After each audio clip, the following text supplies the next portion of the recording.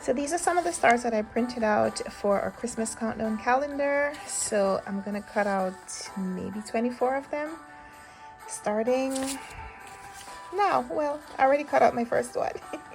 So I got my 25 stars. I actually have more than 25, and since we're starting a little late, we actually don't need 25, but I do have 25 items cut out right here. So I'm gonna put them on the stars, and what we're gonna do is maybe on a day where we draw something and we're not able to complete that task on that day, give myself a little backup so we'll have some extra stars that we can replace. All the stars are done for the Christmas countdown calendar.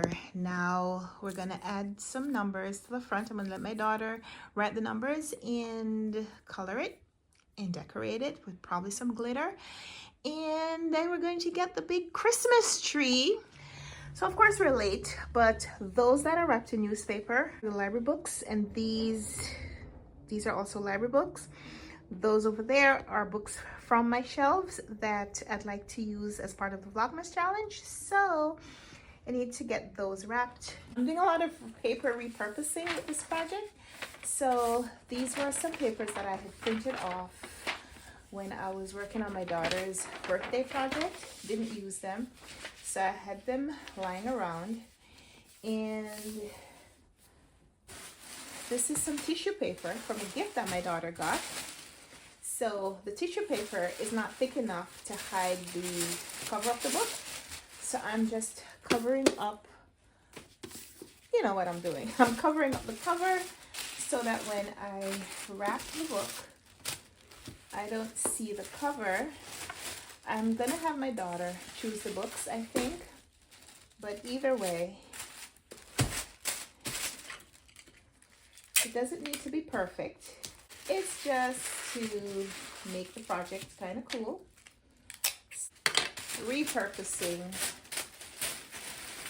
some paper, repurposing books from my shelves as gifts, and making an exciting little project out of it. So yeah, repurposed, and now you can't tell what the book is inside. So this is the finished wrapping, at least for now. I may add some other books. I have way more than 24. I have way more than 30. I think books from my shelves, I have about 20, plus all those books from the library, and I may have some other books from the library to add to the stack. But what this gives me is options. So just in case I pick a book and I'm not able to read it for today, or like I DNF it, or it's just not a book that I can read realistically, then it gives me an option. I have another book that I can go back and select, or I have another book that my daughter can select. So I will wait until she comes home to choose the book for today. It doesn't give me as much time to read it, but I do want to involve her in the process. So yeah, that's where we are. All right. Every day you get to choose a book, and some days you could choose from this pile that has the newspaper cover. Some days you could choose one of these that have the color on them, or the white ones, any of those.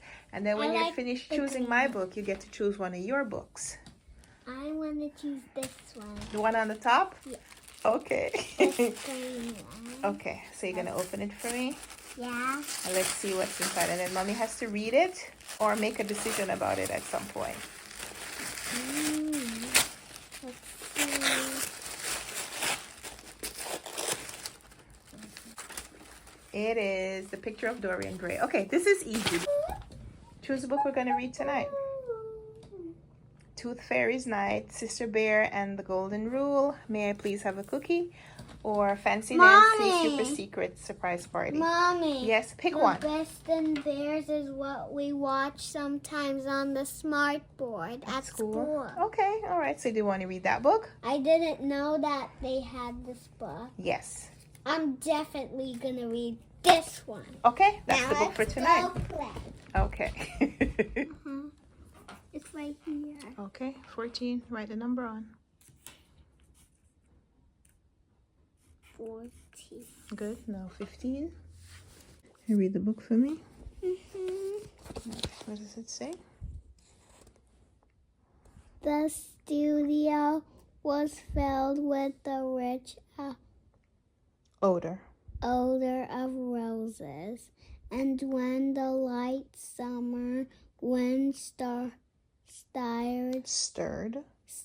amidst the trees of the garden, there came through the open door the heavy scent of the Lilac. It's a flower. lilac, or the more Delicate. So that delicate. breaks the word into 2 syllables. Remember what a syllable is? Yeah. What's a syllable? How do we know how many syllables the word has? What do we do? What do we do to find out the syllables? So how many beats, right? So delicate. Delicate. Very good. So how many syllables does delicate? 3. Very good. Yeah. So I used my reading time this evening to make some progress on this. I still have about 30 pages left to go. I did a check-in with my buddies, but I still have a few pages to read. So I'm going to try to finish this one tonight. My daughter chose The Picture of Dorian Gray by Oscar Wilde for me to read for my Vlogmas project, but I'm not going to start this until I finish this. I want to finish some things. I think I'll be able to read this one pretty quickly.